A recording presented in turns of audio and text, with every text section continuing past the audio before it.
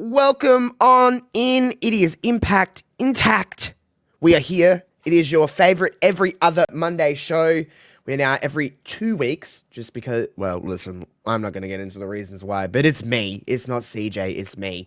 But anyway, we're here. You now get us every 14 days, and I feel like the anticipation will just build and build and build, because I told you on the last episode of this show what we were watching next.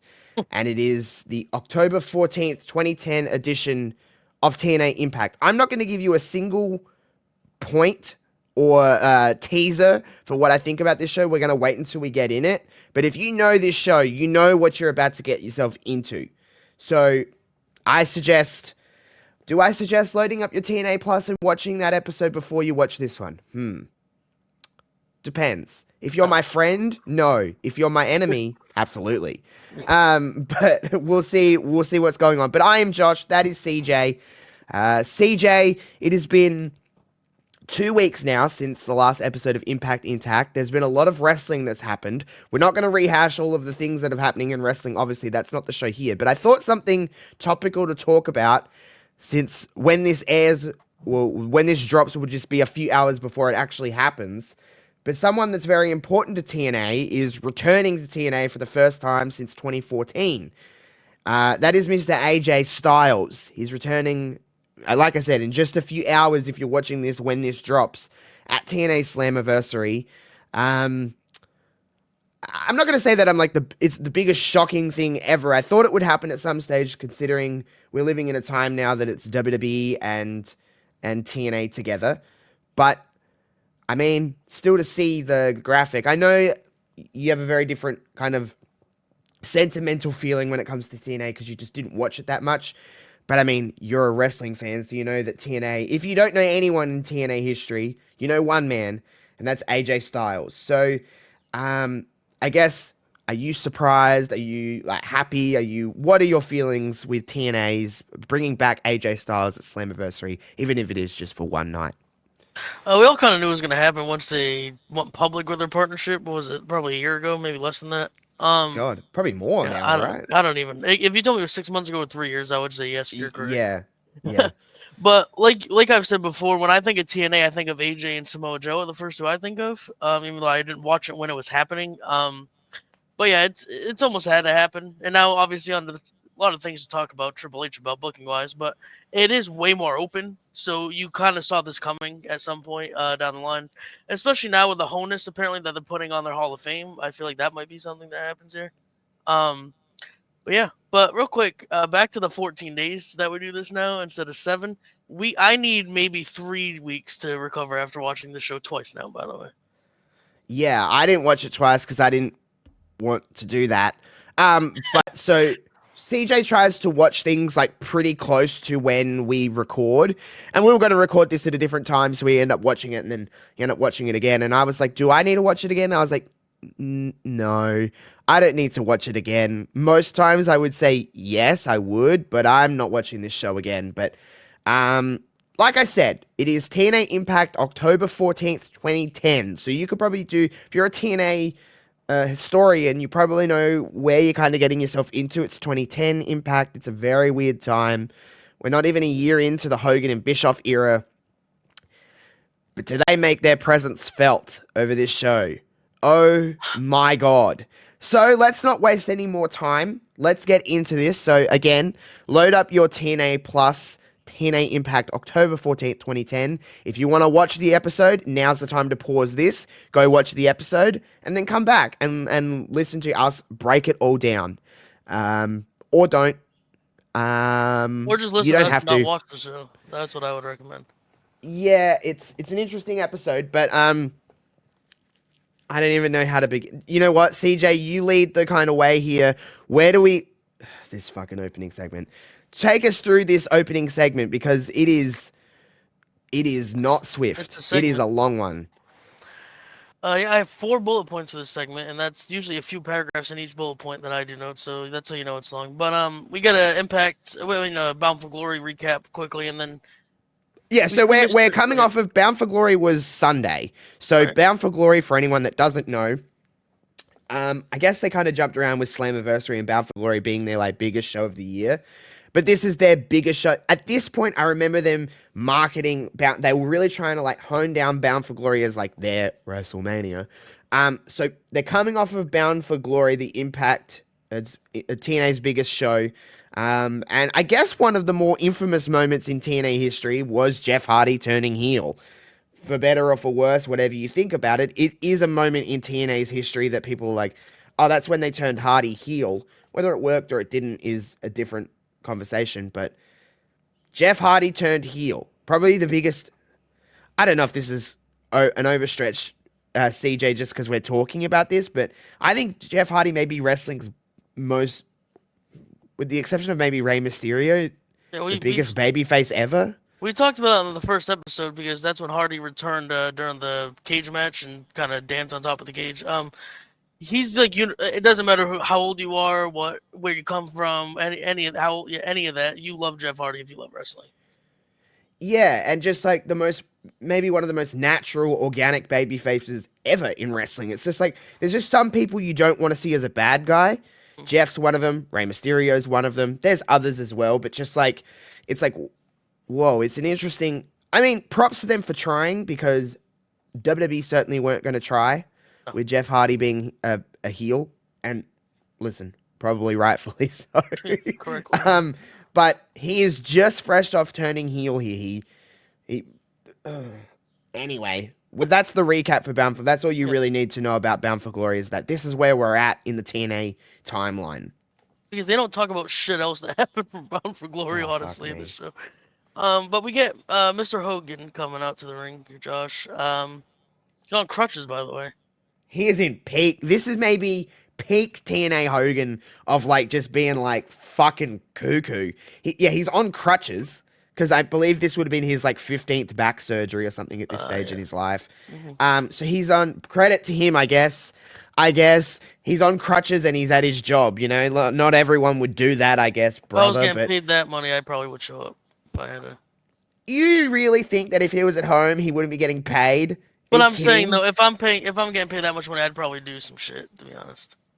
Yeah, I guess so. But yeah, he's getting paid if he's sitting his ass at home either way, so. But this is like, he is saying every catchphrase under the sun. There's so much Gaga, there's brothers, there's Jack, there's everything you think that Hogan would say, he is saying in this very, very obviously short segment. No throat clearing though, Josh, which is good. No, he's not clearing his throat. That must have been a one-time deal. Only for his debut, I guess. But this gets very awkward very fast because he like gets like a text maybe or something. He does something with his phone and he looks like a 70-year-old man that doesn't know how to use the phone. He's just doing this whole number here. I don't know what's going on. He kind of like calls out Dixie Carter a little bit. By the way, before you, I just want to say this, and I'll let you kind of take over after this. This is again another instance where it's like dumb Dixie Carter is fucking up her company because like she's a fucking idiot. It's how many times do we got to be like TNA is stupid, TNA's dumb, so here's the people to save it. But Dixie's an idiot. She's a fucking chairwoman or whatever. She's president. Well, I don't know what her title is. She's whatever she is of a fucking wrestling company. At this point, the number 2 wrestling company in the world. But she's an idiot. But it was like you said, it was prime Hogan, if you would, and not in a good way necessarily. Although I don't know if there is a good prime Hogan, but it's the generic bullshit. All his catchphrases. Dixie Carter's an idiot. TNA sucks. Doesn't know how to use a cell phone. And then we get his new son comes out, Josh. My son! His son, Mr. Abyss. My son. He just kept saying it, but he wasn't saying it into the microphone. No, it was like adjacent to the microphone. My son! Yeah, legit. He was like, my son, and he put his arms out and he's just going crazy. I'm like, what is this shit? But what is happening? You should have some respect here because Abyss is now immortal, Josh. Yes, immortal is the. So we should also say we haven't mentioned Eric Bischoff is also there. Whatever. But he's also always also there when fucking Hogan's around. So like, you don't even need to say that. If we say Hogan's around, Bischoff is there at this point. Bischoff is there, and my son Abyss is there. I mean, this is if you haven't watched TNA in a while and you turn TNA on and you've seen Abyss with Hulk Hogan, you'd be like, what has happened to TNA? Because what the fuck? It's Abyss. At one point, he was like literally hitting people with a Janus, a fucking bat with nails in it, and now he's hugging Hulk Hogan, who apparently is his father. I don't really understand. Immortal is like, this is, man, this is the TNA that I loved at this stage. I don't know why I hung around for so many years after, because this was not the TNA that I loved. People need to know that we do like trash wrestling, me and you. We're big fans of stupid wrestling. Yeah, I like stupid. I mean, but there's trash, and then there's just like, this Garbage. is like a flaming fucking dumpster of shit. Right. But anyway, move on. We have another. Well, I mean, I shouldn't say move on. Man. Go on with this. Oh no, we fucking will not segment. move on from this segment. Pretty much the entire episode here. Yeah. Again, it's just you keep saying his son nowhere near the microphone. We got Ric Flair making his way down, Josh. They kind of, yeah, there you go. You got to do the fortune. They kind of tease like a back and forth thing. Yeah, they're basically saying like, no, Immortal doesn't run TNA. Yeah, TNA runs on Fortunes. For anyone that's just listening to this on the audio, I am throwing up the Fortune gang sign. I don't know what this is. I guess it is affiliated on the show now. Apparently, yeah, we're apparently members of Fortune. It was Fortune was so weird. So it was, I guess, managed, or the leader, I guess, in a sense, was Ric Flair, and then AJ Styles was there. At one point, there was 4, but here there's like 7 or 6. I don't know how many. We see all of them on this episode. Later on in the night. Which we will get to, unfortunately. But Ric Flair says Fortune runs the company, basically, and then Hogan kind of like says, "Oh, let's do it, brother. Me versus you one last time." No, we're good. And then they laugh and hug each other and embrace a little bit. Both heel pieces of shit, obviously. And they're all just like shaking hands and hugging, and it is fucking best of all so. time. We're skimming through this segment pretty hard, but at this point, this segment had been going for like 15 or 20 minutes. There's a commercial at 22:06. And it's crazy because, like, so they go through all of this and they're all like, we love TNA. Let's, we're going to take over TNA. Let's bring out our new man that made it all possible. So Jeff Hardy comes out with the TNA World Heavyweight Championship, and he's like, you fans are pieces of crap, and, the usual stick when someone just turns heel, they fucking attack the fans and whatever. What I find craziest is that we went to a commercial break, and I was like, okay, cool. This segment is over. I was wrong, because this segment was very much not over. We went from a commercial break, come back to the same people in the ring. We get some more people. That is ungodly. Yeah, unfortunately, we're gonna continue with this. Jeff Jarrett makes his presence known, Josh. What does he do? Let's hear you talk about this garbage for a minute. I don't even know. He had a great line. They're chanting, "You sold out," Adam. He says, "I didn't sell out, Josh. I sold in." Of course, the old classic. The old classic. I bought in. I sold in. Fuck off. So he's even a part of this bullshit. And then, but they do. Oh, Eric Bischoff, I think, in particular. Well, the amount of times that Hulk Hogan said, "Enough with the Gaga." Enough with the Gaga. Even though there's plenty more Gaga to fucking happen in this segment alone. Or segments, I guess you could technically call them, because it is segments, because it's commercial breaks. But he's just like, enough with the Gaga. But they do call out Eric Bischoff says, "Hey, Kevin Nash, hey, Sting, come and join us, like join this party. Look at all these people in here." At this point, the ring there's like probably, I want to say 20 people in the ring at this stage. Is there? Easy.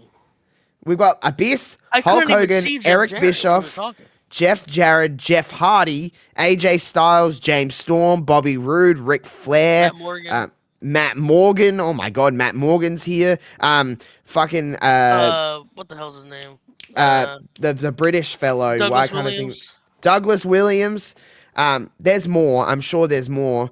There's a few more, yeah. I think I didn't mention Abyss is also there. My son. His son. There's a lot of people in the ring, so Eric Bischoff says, let's bring out more people. So he wants Kevin Nash and Sting to be like, come on, guys, come Join on, the like party. come and hang out with all your friends, and then they're watching the show. It's very meta because they're watching the show that's being filmed, but it's weird. But they're like, fuck this. We don't want to fucking do Um, this. yeah, they don't. They're not happy about it. Let's see here. They offer him a spot, obviously, like you mentioned.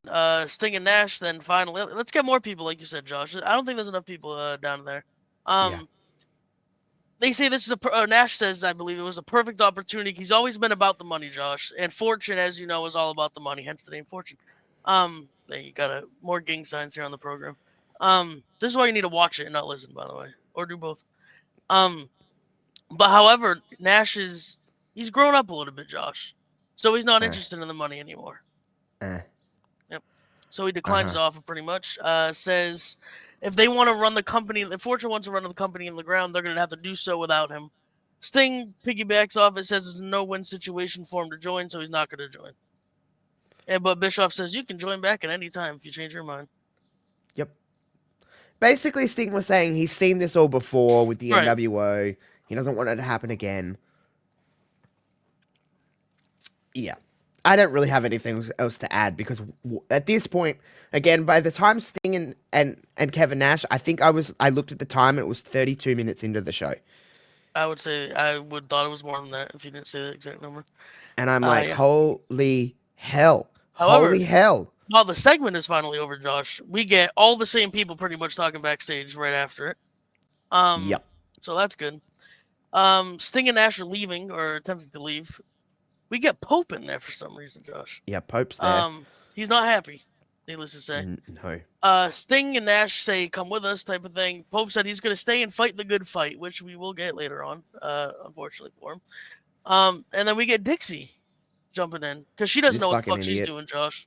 So basically the whole story here is that Dixie Carter signed a contract that wasn't the contract that she looked at. So she didn't actually look at the contract that she signed. I just want to paint the picture here. The president of a company signed something without reading or having her lawyers read over the terms and conditions, read over the contract. She was sent a different contract. So she looked at something, went, yeah, this is great. And then she signed something else. Are you fucking kidding me? Is this an actual storyline that she's that much of an imbecile that she signed the contract that she... What? How stupid do they think we are? As dumb as her, apparently. Yeah, she tells Sting and Ash that you can't leave me, you can't leave me. And Sting's pretty much said, if you listened to us earlier, this never would have came to this.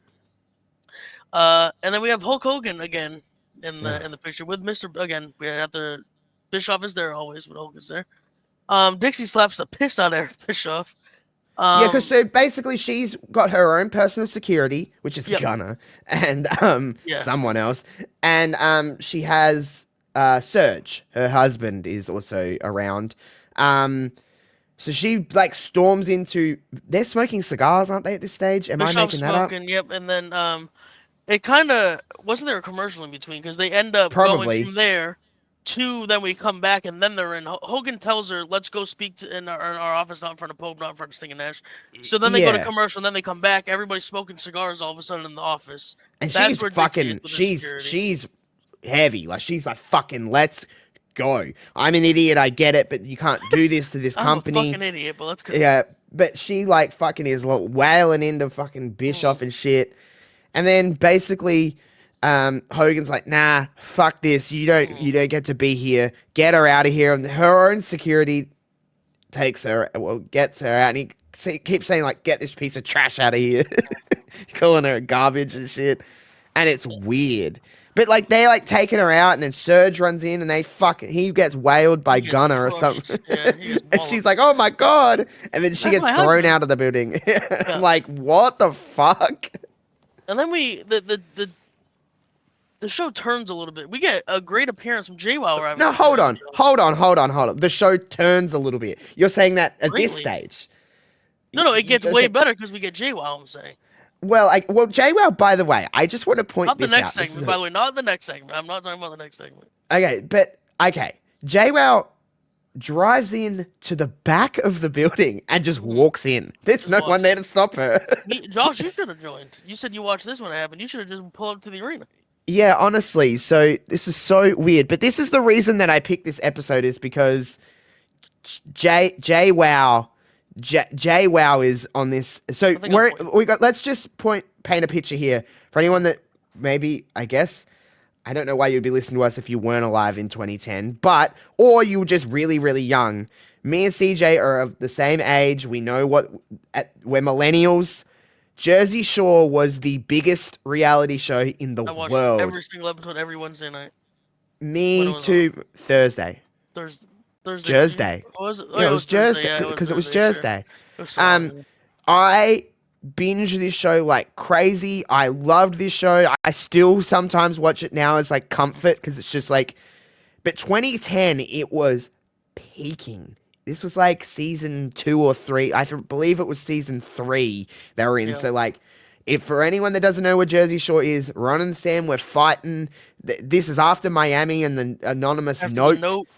Great episode. My God, me and CJ could honestly probably do a Jersey Shore rewatch podcast, and I don't even think I'd need to rewatch the episodes because I can pretty much say them word for word at this stage because I would just watch them. You know, I don't know how committed I was to this show. I bought all the seasons on iTunes.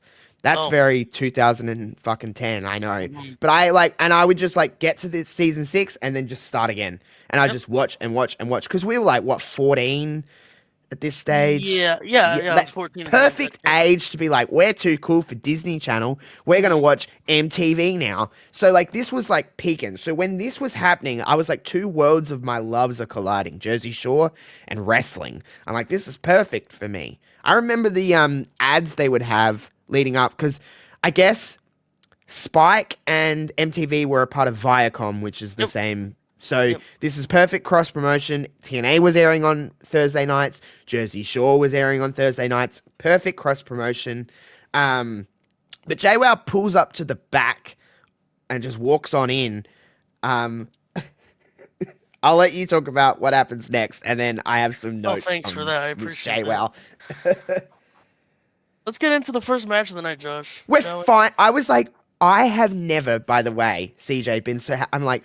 We're getting a match. We are getting a fucking wrestling match after 40 minutes of nothing but talking, whether it's in-ring or backstage segments. We are getting wrestling. We thought we were getting wrestling. Listen, let's not kill the lead here, but I was like, this is happening. I would have been happy with anybody wrestling at this stage. Anybody. It doesn't matter if you're the worst wrestler in the world. I'm like, finally, wrestling on this wrestling show. Madison Rain is here, and she's fucking mad. She's got her own ref. She's fucking heated. She's ready to fucking fight. And I'm like, perfect. We're going to have an aggressive wrestling match. Right. But they show stuff that happens at Bound for Glory. So basically there was was it a multi-woman match?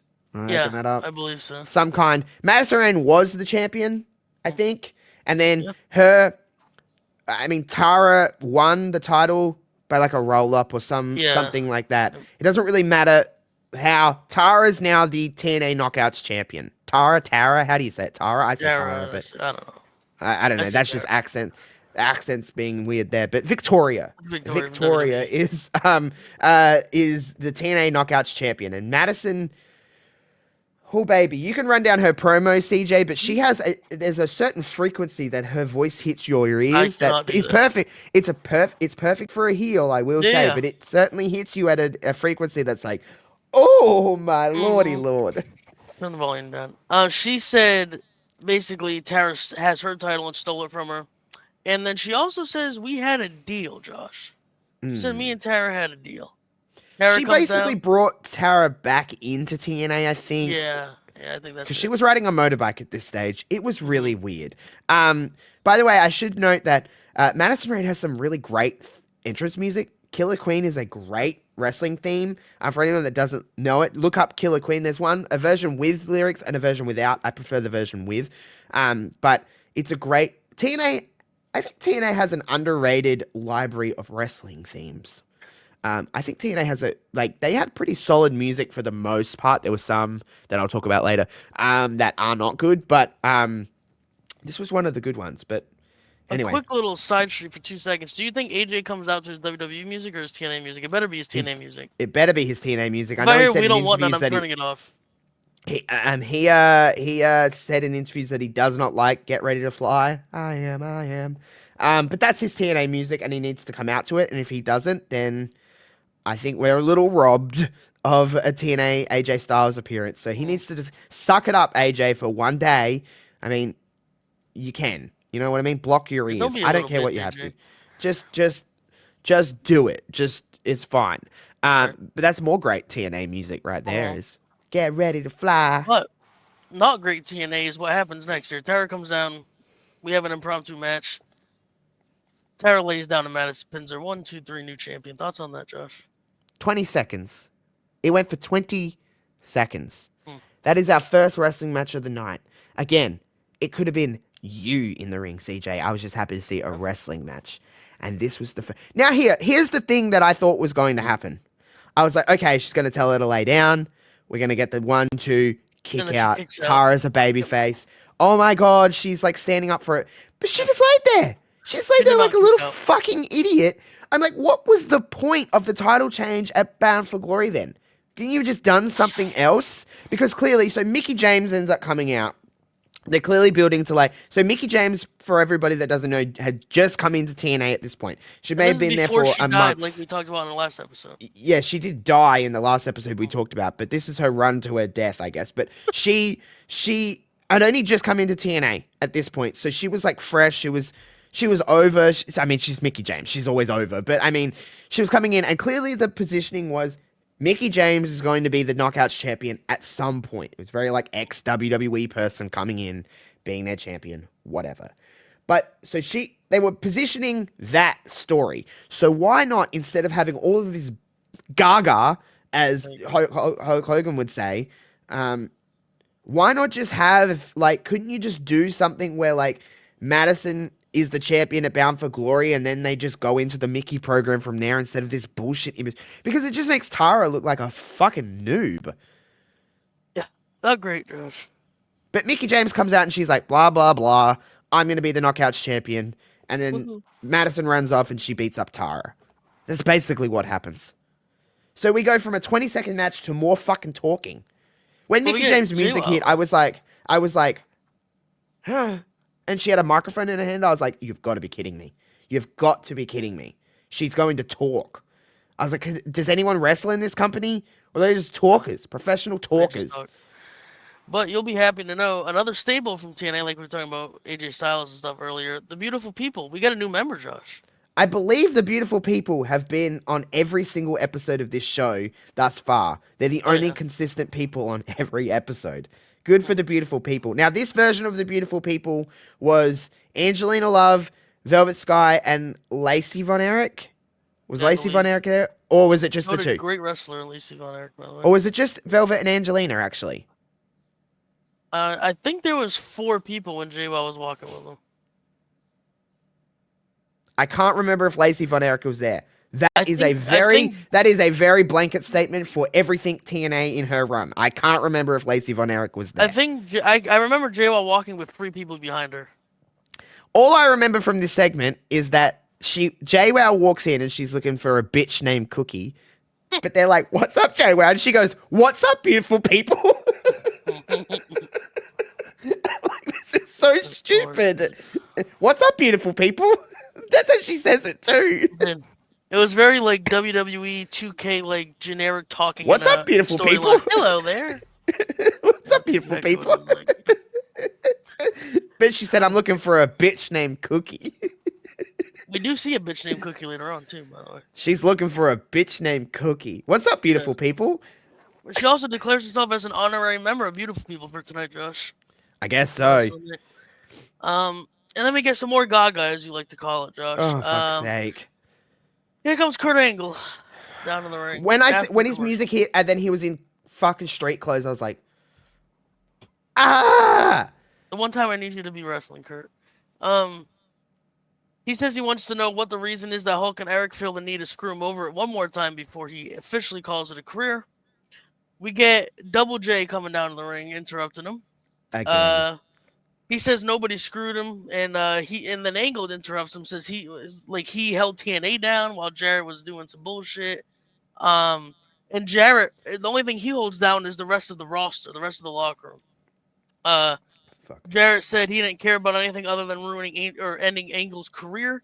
That's where Angle tries to attack him. Security handcuffs Angle, and Jarrett comes in and beats him down until Taz, of all people, makes a stop and says Angle's neck is fucked up and tells him to stop attacking him. By the way, Jarrett is like, I know you said security takes away, but his hands are behind his back, and Jarrett is kicking him in the fucking neck. He is. His broken fucking neck is literally, and he's kicking him in his neck, and I'm like, oh my god. And then when security handcuffed Angle. Yeah. They tackled and handcuffed him. Yeah. But like, holy shit, dude. Needs to relax. I was like, oh my god. I was like, he's had a broken neck multiple times. I'm like, calm down. Like, he might die. But yeah, then Taz gets in and on this episode. They had a lot to say. Everyone had a lot to say. After watching it, so they had a lot to say. But yeah, Taz kind of is the middleman there and kind of makes him stop. I guess everybody's scared of Taz still. I guess. And then Josh, we get our amazing second match of the evening. We have Hulk Hogan's son on the card here, fighting Samoa Joe. It's his son. Basically, we just get them brawling. Samoa Joe does the suicide dive out to the ring, and then Abyss cracks him in the head with a ring bell. And that's the DQ, and that match is over. RVD comes out. 2 minutes, I believe that match went. Exactly 2 minutes. And then tries for a post-match beatdown, Abyss does, because, he's Hulk Hogan's son. He doesn't listen to the rules, Josh. I just want to point it out that at this point in the show, we're nearly an hour in, and there's been 2 minutes and 20 seconds of wrestling. And there was not one single move. It was just someone laying down for someone else. 2 minutes didn't have a finish in this and 20 seconds of wrestling. Yep. 2 minutes, 20 seconds in an hour, roughly. And then, after the non-finish, RVD comes in to kind of run Abyss, or Hulk Hogan's son off, is the only thing I'll refer to him as for the rest of the night. And then RVD turns his attention to the TNA World Champion, Josh, who has won, as you named, the heel Jeff Hardy. Go ahead. What do you got to say? This segment is just so bad because it's so clearly... It's so clear, obviously, that it's not like a live feed. Like, Jeff they're Hardy not talking 6 hours before, probably. But... because they had all effects and shit. But also, like, it didn't. Like, was RVD meant to say something else? Because it sounded like he was answering something that RVD was meant to say. Jeff's pre-taped was not, like, in response to what RVD said. Because he was like, friendship. And I was like, what? I don't think RVD said a single word about friend. He's like, Jeff appears on the big screen after RVD calls him out, basically. And he said, I respect you. I've always had respect for your career and all that, but it's time for us to throw down. And then Jeff Hardy pops him on the big screen. Clearly a pre-tape, like Josh said. There's effects, there's like little music or something. Oh, God, that's weird. And Jeff Hardy talks about, you want to know what friendship's all about? RVD did not say he kept saying friendship. Did not say a single word about friendship. RVD. And RVD's in the ring like, whoa, what? It's like, is this the wrong? Did they hit the wrong button? He was like, whoa, man, I don't know, man. Yep.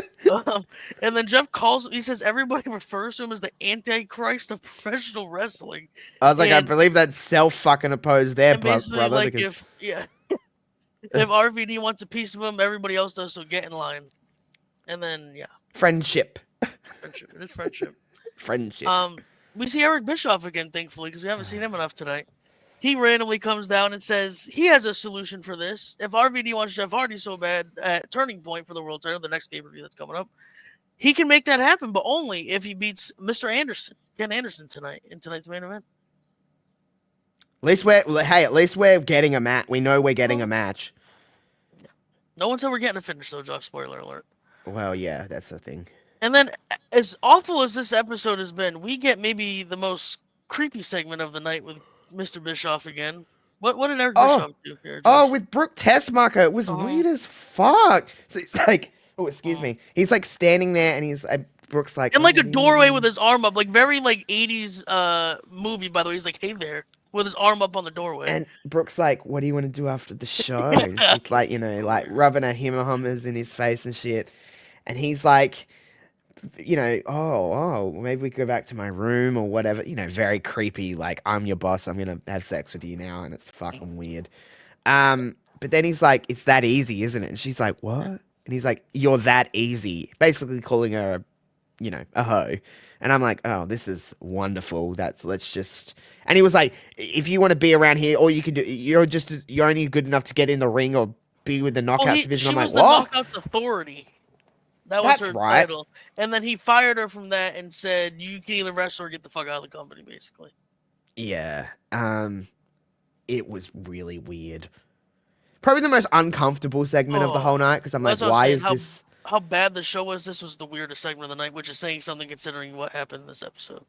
Oh my god, it was so odd. I don't suggest watching this episode, honestly, but watch that segment just to see how disgusting it is and be like, oh, this aired in prime time television. On cable, yeah. Free television. Yeah. Anderson comes in and calls Eric Bischoff. He shakes his hand very aggressively and squeezes the shit out of it and calls him a douchebag, basically, and says that Bischoff can keep doing his bullshit, but he will not end up winning the war. Yep. Yeah. Yep. Let's move on to another. We get a match. We do get a match, and it was 5-on-1. Josh, AJ, Beer Money, which is, of course, James Storm and Bobby Roode, Frankie Kazarian, and Douglas Williams, who have Matt Morgan and Ric Flair with them as well. So it's evidently a 7-on-1. There you go. Fighting the Pope. Well, not the actual Pope, but the Pope. That might have been more entertaining. Who knows? Who knows?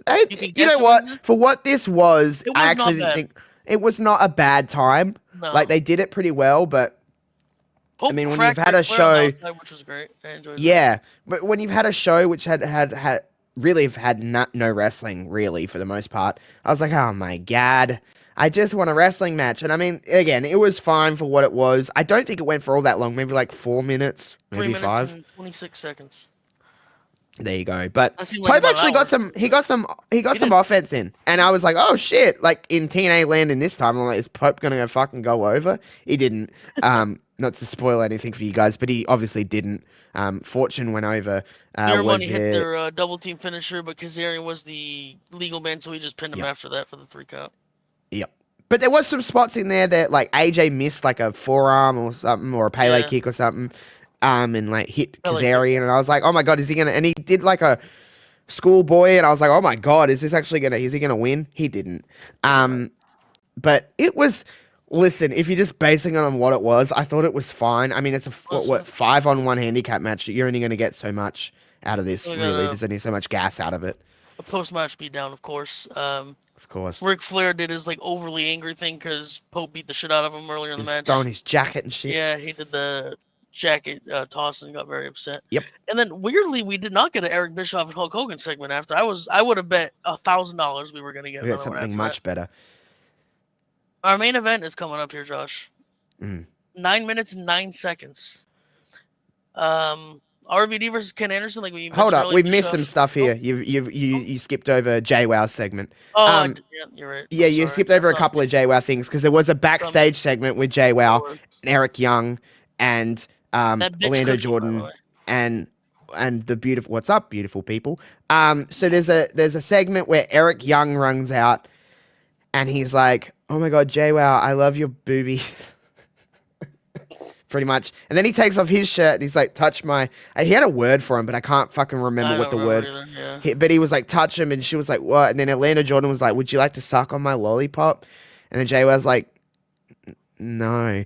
And she like drops it on the floor. And then the funniest thing... I'm running over this segment like crazy, but the funniest thing happened is that they all walked off and Orlando Jordan just goes, Jersey Shore sucks. Oh my god! I just scrolled too far. Yeah, you're all good. Don't stress. But the JWOW segment is coming up. This is why we're here. I could probably break down this segment pretty well. So Robbie E and Cookie come out. That bitch Cookie, Josh, please. No, she's not that bitch Cookie when she's with Robbie E. She's just Cookie. Okay, they're friends. Fair enough. They're friends. So they come out. They're fucking beating up the beat. Dun, dun, dun, dun, dun, dun, dun, dun. I fucking loved Robbie E and Cookie. They're fist pumping, beating up the beat. Robbie E with the most typical fucking collar Yeah. up to his fucking ears, by the way. And he cuts the most fucking, hey, Yeah, bro. We're from Jersey, bro. We heard JWOWW's here, bro. The crowd's fucking like, fuck you. Sorry for coughing. Then Cookie, oh my god, her accent, the way she delivers a wrestling promo is so odd. Oh, It is so weird. She's like, hey, basically she's like, she calls her J Cow, but the way she delivers it, she's like, J Cow, and I'm like, oh my god, this is the most horrific shit ever. But I'm fucking into it. I'm like, let's fucking. Compared to what happened on this show, this could have lasted 45 minutes. I would have been fine with it. But they're like fucking cutting their promo, and they basically JWOWW comes out with the beautiful people. What's up, beautiful people? She comes out, and Cookie still, she's in her face. She's like, fucking, let's go. And by the way, JWOWW may as well be 8'4" over Cookie at this stage. Yeah. She's huge, like she's towering over her. JWOWW's in her face. It looks like Awesome Kong size. It's crazy the difference, but she calls her a bitch. That's what she says. That's how she delivers it to Cookie. She goes, you bitch. Bitch. And then fucking JWOWW is hammering her. She's a fucking blam. And then she's like, so obviously in a wrestling segment, when stuff like this, you play to the hard cam, you play to the middle of the ring, and you're fucking pounding down. So then all the camera shots. They're over by, like, so I'm going to try to describe this the best way I can. So she hammers fucking Cookie. And Cookie's like laying, like, so she'd be facing up at the bottom rope. So like her face is like underneath, situated underneath the bottom rope. So her head is on the apron. So instead of like them, like even the beautiful people dragging Cookie to the center of the ring so then they can get their stuff in, JWOWW's just fucking like hammering down on Cookie. And then she grabs the back of her head and she starts slamming it into the mat repeatedly. And I'm like, oh my god, that's on the apron. We all know the fucking saying. The hardest part of the ring. The hardest part of the ring. But she is... We just want to point out that obviously JWOWW is not a trained professional wrestler. I didn't even really know if Cookie was... I think she was a wrestler. I would assume so, but she is wailing. She's grabbing the back of her head and just bam, bam, bam, bam, bam. Fucking Robbie E's getting beaten up by the beautiful people. I don't think Lacey was there. Okay. When they were walking backstage, I could have sworn the three people behind JWOWW. She might have been. That is like crazy of us to not know, and especially for CJ who watched it like less than 24 hours ago. Yeah. But that's how much of an impact Lacey Von Erich didn't have on TNA. Right. But Cookie's getting wailed, and then the beautiful people finally are like, oh, get off of me, fucking kill her. But that is the end of that segment. It is a generational segment in wrestling history. It's absolutely... I mean, it's borderline offensive that CJ just breezed over it like that. I literally just scrolled too far in my notes because my notes were so long. I just kind of flipped to. And I was like, "You're not doing." It was the only thing I cared about. I would say there was more wrestling moves in this match than some of the actual wrestling matches. You took my goddamn joke, you son of a bitch. I was gonna say this was literally like the most brawling of the night, and it wasn't a match of it. And there was more wrestling moves in this one than there was in the opening match of this. The segment with like no wrestlers had the best wrestling segment of the night. Hey, now Robbie E, Cookie. Well, the put two some girls. respect on their Cookie names. was not exactly Oscar I don't. or Mercedes Moné, but. No. Weirdly enough, the person with the most wrestling experience in that ring at that stage was Angelina Love. Yes.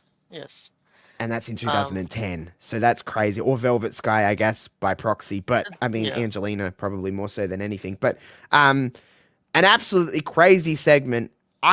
Now, again, you weren't watching TNA, so it's hard for you to, I guess, answer this or judge this. But I guess, obviously, it's cross-promotion. It's, whatever, Viacom being like, oh, this is a great way to promote both our shows, get some more viewers, whatever. I don't necessarily know if this worked. But I do know, you do realize what this leads to, don't you? No. You know what happens here, don't you? Oh, Angelina comes in from Jersey Shore. She's in TNA for a hot minute. Oh yeah. Ronnie comes in for I a hot remember minute as Ronnie. I well. don't remember Angelina in it. Yeah, Angelina had a. I want to say, did she wrestle a match? Oh god. Please don't. It may have even been before this. I don't know, but they all are there and they all have matches. Or they all, they all get into it. So there is more Jersey Shore crossover. I remember Ronnie. This is just the one I remember the most. I think it's maybe because of literally the way that this segment plays out and the wailing that JWoww does on It was Cookie. unbelievable. But I do want to note that throughout this whole show, they zoomed in on JWoww's himmer-hummers a lot throughout this show. There was a lot of zoom-ins. Did you notice that? Because I did. I mean, how could you miss it? But like, they were just like, yep, that's the shot right there. Get those tartars in.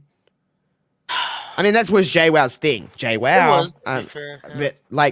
But still, Jesus Christ. I'm like, We have a could have little held fucking... back a little bit. Yeah. I was like, the cameraman was basically shoving his lens down there at one stage. It was crazy, but good for them. It was special. It was a special program. Special night. We have now, before I skipped it over, that's on me, our main event, Josh. No more contenders match. Because I don't remember if Bischoff mentioned it, but he said, like we said, if RVD wants his title match, he has to go through Ken Anderson. But I think he also said if Ken wins, he gets the title shot. I think so. I think it was a straight up number one contenders match. I mean, I think. But we got about 8 minutes of Gaga, as you like to say. Decent, these two good wrestlers, even though they're kind of past their prime at this point, but not by too much. We get a missed frog splash by RVD. Anderson gets the whole knees to the stomach spot. Eric Bischoff comes down and tells Brian Hebner, hey, come with me. Let's look at this backstage real quick. He just follows him for some reason. Then we get Jeff Hardy, who's still holding his ribs from the Bound for Glory issue, and from the match rather. He's still beat up or whatever, and just kind of clobbers both RVD and Anderson with a chair. And see you later, we're off there. Literally, we just go off there after he's just standing there with the chair. That's how your main event ends. So we had 4 matches, none of which were longer than 8 minutes, and 2 of them didn't have a finish, including the main event. And one of them that had a finish was a person that just let the other person pin him. So we had one real finish, and it was a 5-on-1 match. It's truly... This... Is there worse... I'm sure I've watched worse episodes of wrestling than this. Actual wrestling, I don't know if you have watched a worse episode. Yeah, this may be, at least in my time of watching wrestling, this may be the wrestling program I've watched with the least amount of wrestling. Yeah. I don't think I've ever watched a 2-hour program. I say that with quotations because obviously it's not 2 hours, it's 1 hour and 30. But with commercials, it's 2 hours. If you're watching this live, it's 2 hours. And there is 15 minutes of wrestling. Not even. A little bit less than that, actually. But yeah.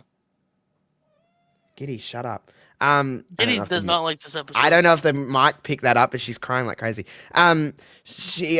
It's truly... I don't know what to say. This is one of the wildest things that I've ever watched. I'm glad we're covering it on this show because it's truly so bad. But it's absolutely crazy that the craziest thing that happened on this show was JWoww. Josh told me we were going to watch this episode, and he texted me when he first watched... Well, not first watched, he watched it back when it happened, but when he first rewatched it, and he was telling me, kind of texting me, this is garbage. Oh my God, I forgot how bad this was, And I was like, yeah, whatever. I'm sure, we watched a couple garbage episodes, or stupid segments anyway. And there's always, hidden gems that you're like, oh, this is really good, though. Right. And then I was like, yeah, whatever. So I watched, I'm like, oh, there's really nothing good. There's literally nothing good happening. No, there's not a lot of good on this show, which is the premise of this show, really, friends, is to find the best episodes, the worst episodes, all of the above. But this is really, really, really, really, really, really, really, stop me whenever you want, really, really bad episode of TNA Impact. I would have put at least 3 more realies in there. This is when people are like, lol TNA or TNA's dead, I would just direct them to this episode and be like, yeah, this is really the beginning of the end of this shit. It was It's absolutely really, horrific. really bad. It was not. There was not a lot of redeeming qualities here. I enjoyed the JWoww segment because I just thought it That was was and stupid. me and like he said we love Jersey Shore, so we would like that segment anyway. Like even if the show was good, we would still probably Yeah, enjoy. That yeah. was legitimately the best segment on the show, and that's not like just because we No, like Jersey Shore. it It was was. the most entertaining segment, at least by a mile. Yeah, and it's still pretty bad. Yeah, and it's not great, but it's by far the It's most not entertaining. delivered great. It was. Yeah, it wasn't. It wasn't a Cookie good may have wrestling gotten show. CTE because of that as well. I'm not sure how she's doing. I'm these days. not. Yeah, that bitch J Cow. That bitch. But it was J Cow. That's a great line. easily the worst wrestling episode I've ever seen. Just pure Yeah. wrestling wise. But we did. I am never gonna forget what's up, beautiful people, for the It was the day that I most die. like I'm taking it generic to the grave. old What's up, WWE beautiful career people? mode. It's like you'd Who walk says into a what? room. Wouldn't you say like, Yeah. "What's up, Angelina? What's up, Or what are What's their up, fucking beautiful names? people? Yeah. What's up, beautiful people?" And she said, "What's up, beautiful Stupid. people?" It's like the most generic. So ass stupid. way. It was so good. I loved every second of that segment. I actually hated this whole show, and I considered never talking about it ever again. Thank But you here for we that. I are. appreciate that. Thank you. Yeah, no worries. I'm glad I'm assuming before this you've never watched this Nope, episode of and I was Impact? much happier before as well. So Yeah. Have you ever watched that segment with JWoww? I have seen a couple JWoww segments. I don't think I've seen that one, but I've seen her. I've seen Ronnie once you said it. I don't remember Angelina there though. Oh yeah, Angelina Full wrestled. Did she wrestle JWoww? Oh God in heaven, she almost wrestled her on the show. So Well, Snooki and her wrestled. If you remember that yes, in I do. Miami I when sure do. they moved the table because like they're Yep, they fucking. moved the table. Yep. I think You my are a favorite episode slutty is when ass Mike bitch. concussed himself. That might be my favorite. Oh, I don't know. The episode where Ronnie is like throwing Sam's furniture around and Oh Sam's like yeah, on okay. the fucking Yeah, on the she's bed sitting. and she's Yeah, like, she's sitting on the and I'm bed, like, tipping over. Yeah, yeah. holy shit. And then she comes out after all of this and she just holds up her glass. She goes, my glasses. You broke my glasses. Everything that happened, just worry about the fucking glasses. I was like, yeah, he broke your glasses. I love that show with all of my heart. Writing an anonymous note is one of the craziest things that a person can do when you're living in a And house with 8 people in it. it was maybe the worst written note of all time as well. Maybe Yeah. just like talk about like, Ronnie actual put his grammar, head like in things that between they said. a Yeah. waitress's breast. Boing. Yeah. I love that Fucking show God, so man. much. I'm glad that we're ending on Jersey Shore talk. For anyone that's like Gen Z listening to this and you don't know Jersey Shore, do yourself a service. And it go doesn't back and matter watch what, it. like it's like straight, gay, white, black. You can, Your age, it doesn't fucking matter. It doesn't matter. Everyone can enjoy Jersey Shore because it is the worst group of human beings assembled, Oh, man. and they're just fucking and just Fucking, fighting, cheating. they're doing everything under the sun, and it is absolutely wild. I fell in love with that show. There was characters I loved. There was characters I hated. It was just I would love a character and then fucking hate him the next season too. Is the best part. 100%. Best part. 100%. I always loved Dina. Dina was always Yeah. a legend to me. She meatball. come in season. I mean, she come in season 3 and got naked in front of Mike in her did. first day. She sure did. And And she's now like, isn't she "I like can't do that." married? She's like the most wholesome person now, kind of. It's still on Jersey Shore. Yeah, I said but they it's do something. Like but a it's not vacation like- house or something. Though. yeah, they do. It's called like Family Vacation. I've watched Yeah, episodes they're all of it here and married there. with kids now, pretty much. It's fine if you just want to be like cool, but they're like 40 now, and you're Yeah, like, no oh, one's okay. fucking and fighting and cheating and stuff. It's just like, oh, we're I all mean, happily married. Angelina's still a mess, but she's Angelina always is- been. Yeah.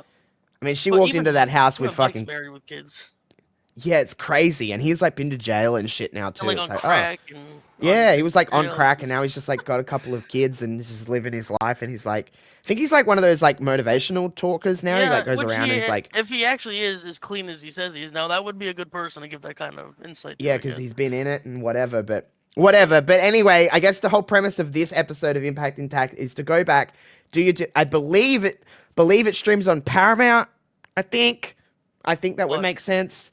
Jersey Shore. Oh yeah. Don't watch this episode. Just go watch Jersey Shore instead. Yeah, go watch Jersey Shore. Go get a subscription to Paramount. Again, I think it's on Paramount. It is. It is. Yeah. Go watch that and then get back to us. And then we'll turn this show into a Jersey Shore watch along. We won't even mention it either. We'll just slowly turn it into a Jersey Shore show, and pretend it was always like that. We'll pretend it never happened. Yeah. But that will do it for this week. CJ, if you want to run down some things we got going on the Hive, and of course where they can find. I mean, it's been on the screen or it's in the description if you're whatever reading along. But tell us what's going on at the Hive, what we got coming up. We are in a little bit of like a break because we had such a big weekend last weekend with All In and Evolution and all of the other wrestling that was happening. So these, next couple of weeks are a bit... No, just like a week or so. But I mean, this is Monday that you're listening this to. We're gearing up for what the fuck is the next SummerSlam? So we got all that coming up and stuff. We've got the sim at the end of this week, so I can get that out of the way. But in my opinion, I love our sims. Me and JPJ will be here on Sunday morning, Saturday night, US time. But a week before SummerSlam, that's the easiest way to say it. And me and JPJ will run down all of the matches for SummerSlam, including, of course, Jelly Roll, which I have to download. Speaking of what happens on the Hive here, we'll get into this. We have the Swarm, of course, me and JPJ. JPJ goes on a little bit of a rant about Jelly Roll, and the episode we recorded a few days ago now. Yeah, as you're the latest episode that's out, yeah. He certainly does. I listened to it. JPJ is not a big Jelly Roll fan. JPJ also is a very heated individual. When he's passionate about something, you can get him going pretty easily, which I do. I poke the bear quite constantly, and it's pretty easy to, which is fun for me. It is. But yeah, we have the Swarm, me and JPJ, twice a week, one sports show, one wrestling show. We, of course, have the Buzz, a little bit of a clip every day from Jamie, and then we get the full episode every Friday, Australia time. Friday morning, Australia time. Or Friday afternoon, I guess. It's morning, my time. Midday. It's midday. It's morning, my time. And then we have the Substack with Bryn, Peggy, of course, who made her on-screen debut during Evolution. We have DC doing baseball content now. All-Star game just wrapped up, so second half of the season's hot time in baseball. My Blue Jays in first place, just saying.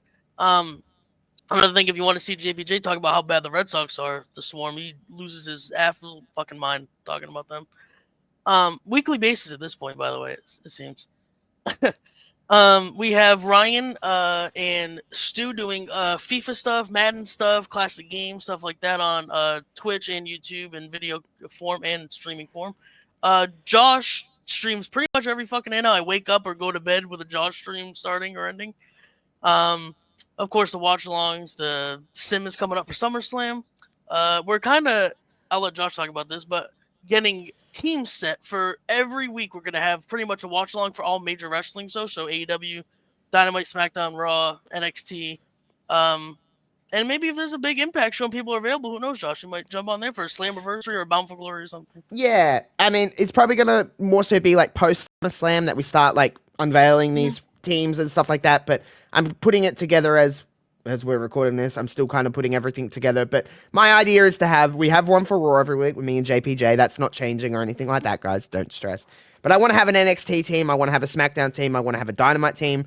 It's just like, well, wrestling's on. People are watching it. Let's kind of have the Hive be a place where people can come and watch.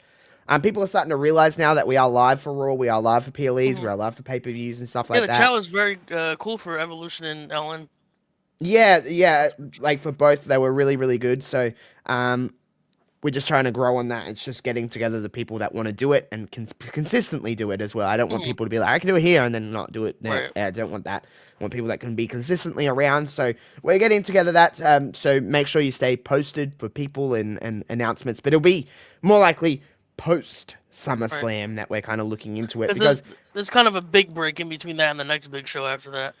Yeah, well, Clash in Paris is like 3 weeks after SummerSlam. Well, that's a long time for WWE these days. And but then there's not another one for 5 weeks because the one after that is Perth. So like I'll be gearing up for Perth and stuff like that, and all of that kind of stuff. So just some different things will be happening. Obviously, I won't be around for this solid week of around Perth and stuff like that. So I've got to kind of put the reins in someone else's hands while I'm away and stuff like that. So, we're just gearing up for more stuff like that. But make sure to follow the Hive everywhere, pretty much everywhere except Instagram. The Hive _media. On Instagram, it's _the Hive _media. just to be annoying. But make sure to go follow. You can find all this stuff in the description below.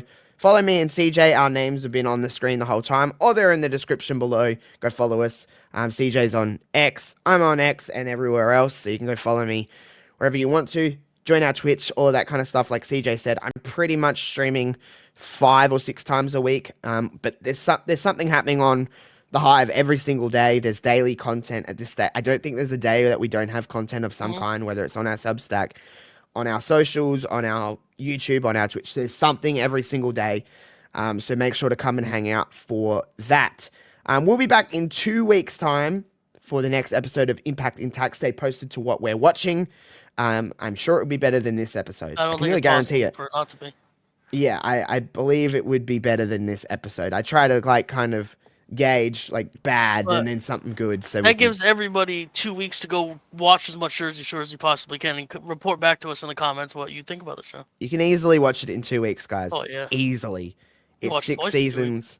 Yeah, you could watch it multiple times in 2 weeks and then get back to us. But that'll do us for this week's episode of Impact Intact. Make sure to like, share, subscribe, all that kind of good stuff.